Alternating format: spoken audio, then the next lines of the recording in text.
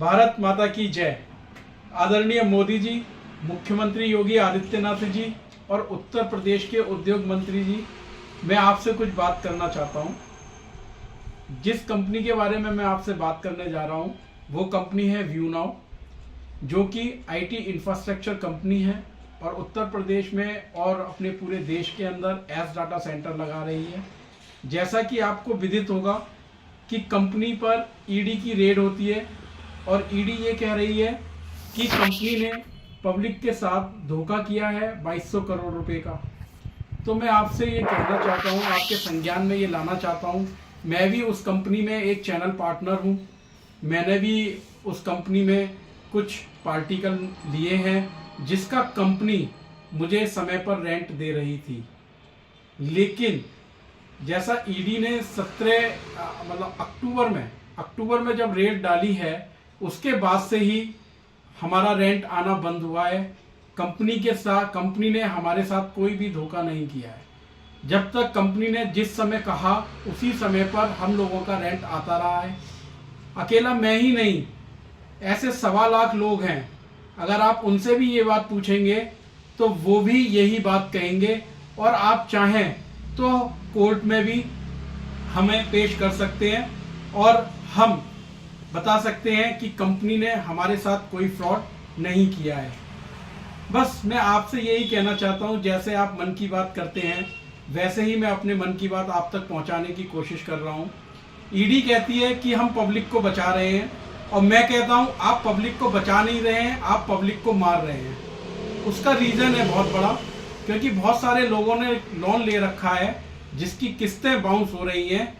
और उसका basic reason क्या है? बेसिक रीजन है कंपनी ने फ्रॉड के नाम पे जो कंपनी के अकाउंट बंद करे हुए हैं।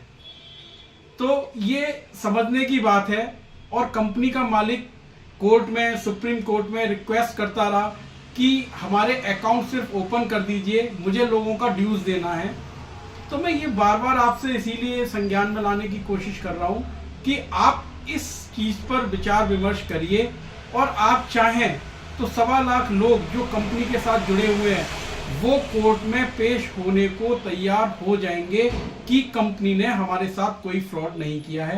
तो मैं यही कहना चाहूँगा, कोई छोटी कंपनी अगर बड़ा होना चाहती है और आप चाहते हैं, आपका विजन है कि हमारी अर्थव्यवस्था नंबर 1 अर्थव्यवस्था बने, तो हमें इन चीज़ों पर बहुत बारीकी से सोचना पड़ेगा, समझना पड़ेगा, और उसको देखते हुए ही आगे काम करना पड़ेगा।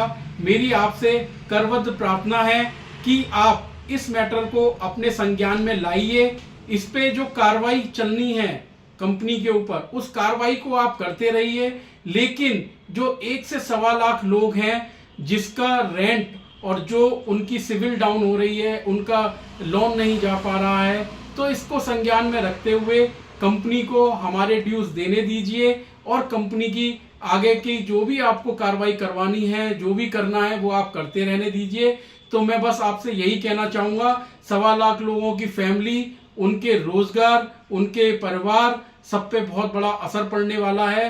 तो करबद्ध आप लोगों से प्रार्थना है कि इसको आप संज्ञान में लाइए और इस पे उचित कार्रवाई करते हुए हम सभी का, जैसे कंपनी हमें रेंट देती आ रही थी उस तरीके से उसको रेंट देने दीजिए। धन्यवाद।